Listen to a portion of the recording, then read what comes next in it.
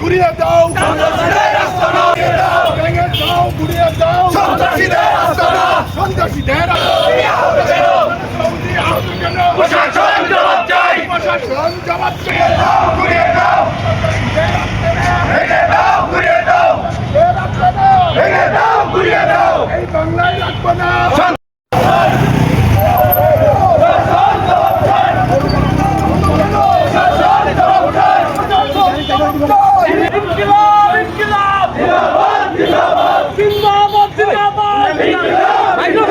চান্দাবাজের আস্তানা ভেঙে দাও, ঘুরিয়ে দাও, ভেঙে দাও, ঘুরিয়ে দাও, চান্দাবাজের আস্তানা, চান্দাবাজের আস্তানা ভেঙে দাও, ঘুরিয়ে দাও, ভেঙে দাও, ঘুরিয়ে দাও, চান্দাবাজের আস্তানা, সন্ত্রাসীদের আস্তানা ভেঙে দাও, ঘুরিয়ে দাও, ভেঙে দাও, ঘুরিয়ে দাও, সন্ত্রাসীদের ঘুরিয়ে দাও, চান্দাবাজের আস্তানা, চান্দাবাজের আস্তানা ভেঙে দাও, ঘুরিয়ে দাও, ভেঙে দাও, ঘুরিয়ে দাও, চান্দাবাজের আস্তানা, সন্ত্রাসীদের আস্তানা ভেঙে দাও, ঘুরিয়ে দাও, ভেঙে দাও, মিছিল বিক্ষোভ মিছিল সন্ত্রাসীদের আস্তানা, এই বিক্ষোভ মিছিলের পরে ভেঙে দাও, ঘুরিয়ে দাও, ভেঙে দাও, ঘুরিয়ে দাও, সন্ত্রাসীদের বিরুদ্ধে ক্ষমতা না জনতা, জনতা জনতা যাবে অন্যায় রক্তের বন্যায়, এই ইনকিলাব ইনকিলাব জিন্দাবাদ জিন্দাবাদ জিন্দাবাদ জিন্দাবাদ ইনকিলাব ইনকিলাব, দিল্লি না ঢাকা, ঢাকা ঢাকা দিয়েছি তো রক্ত,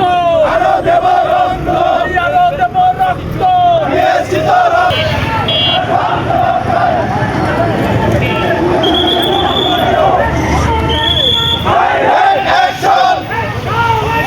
আপনারা জানেন ভোজেশ্বরে জামায়াত ইসলামের কর্মীরা এবং সেখানে এনসিপি নেতৃবৃন্দরা ছিল, তারা একসাথে আগামী ত্রয়োদশ জাতীয় সংসদ নির্বাচনের ক্যাম্পেইন অর্থাৎ দাঁড়িপাল্লা মার্কায় ভোট এবং গণভোটের ব্যাপারে ক্যাম্পেইন করতে যাওয়ার সময় আমরা বিএনপি পন্থী কিছু নেতাকর্মীদেরকে দেখলাম সেখানে হামলা করছে এবং আমরা সেটি ভিডিও ফুটেজ দেখেছি।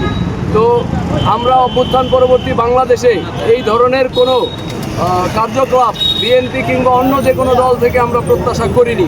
এটি দুঃখজনক ঘটনা এবং কয়েকজনকে আহত হতে দেখেছি। সেখানে শিবিরের সভাপতি রয়েছে, এনসিপি নেতা আমাদের পলাশ ব্যাপারী রয়েছে এবং নড়িয়া ভোজেশ্বরের অসংখ্য নেতাকর্মী সেখানে আহত হয়েছে। তো আমরা এই ধরনের ঘটনার যেন কোনোভাবে পুনরাবৃত্তি না হয় সেই ব্যাপারে প্রশাসনকে পদক্ষেপ নেওয়ার জন্য আহ্বান জানাচ্ছি। এবং এই ঘটনা যারাই ঘটিয়েছে, যেভাবেই ঘটিয়েছে, আপনারা ভিডিও ফুটেজ দেখে এটি একেবারে সুষ্ঠু তদন্ত করে প্রত্যেককে আইনের আওতায় আনবেন, এটি আমরা বিশ্বাস করি এবং এটি আমরা দাবিও করি। এবং সামনে যেহেতু নির্বাচন, লেভেল প্লেয়িং ফিল্ডের কথা বারবার বলেন, এই লেভেল প্লেয়িং ফিল্ড তৈরি করতে প্রশাসনকে ভূমিকা রাখতে হবে। অন্যথায় প্রতিদিন বিভিন্ন এলাকায় আপনারা বিভিন্ন ছুটা দিয়ে আমাদের এই যে নেতা কর্মীদের গায়ে হামলা দিবেন, হামলা করবেন, এটা কিন্তু আমরা মেনে নেব না। আপনারা নড়িয়ায় হামলা করবেন, ঢাকায় কিন্তু আটকায় দেব, ঠিক আছে? সুতরাং আমরা মনে করি আগামীতে এই ধরনের হামলা থেকে আপনারা বিরত থাকবেন এবং প্রত্যেকেরই ভোট চাওয়ার অধিকার রয়েছে। প্রশাসনের এই পরিস্থিতি আইন এবং প্রশাসনের এটি নিয়ন্ত্রণ করে রাখতে হবে। ধন্যবাদ। হাসপাতালে ভর্তি হয়েছে, উক্ত হাসপাতালে ছাত্র শিবিরের যারা সভাপতি আহত ভাইদের দেখতে গিয়েছিল, এনসিপি নেতারা তাদেরকে দেখতে গিয়েছিল। সেই হাসপাতালেও ন্যাক্কারজনকভাবে যুবদলের সন্ত্রাসীরা, শফিকুর রহমানের কিরণের নারীকে সন্ত্রাসীরা হামলা করেছে। সমাবেশ থেকে তীব্র নিন্দা জানাচ্ছি। পর্যায়ে কথা বলবেন বাংলাদেশ জামায়াত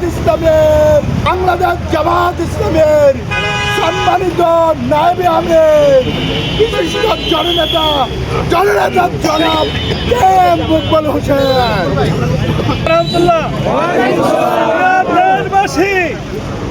আপনারা দেখেছেন গত 24শে জুলাই আগস্ট যে ছাত্র জনতার আন্দোলনের মুখে স্বৈরাচারী ফ্যাসিস্ট সরকার বিদায় নিতে বাধ্য হয়েছে।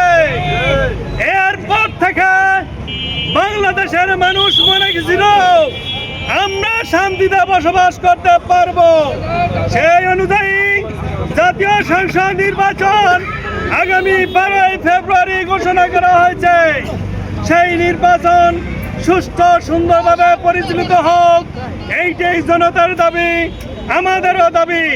ন্যাক্কারজনকভাবে আজকে আমাদের ওই বদেশ্বরে আমাদের দলীয় জোটের কর্মসূচির উপরে হামলা যারা করেছিল তাদের সুষ্ঠু বিচার আমরা চাই।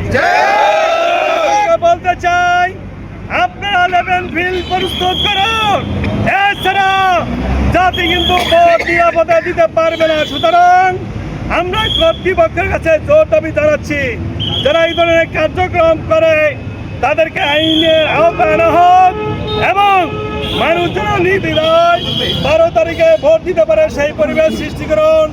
আপনাদের সকলকে ধন্যবাদ দিয়ে আগামী দিনে আমাদের সকলটাকে আপনারা সাড়া দিবেন।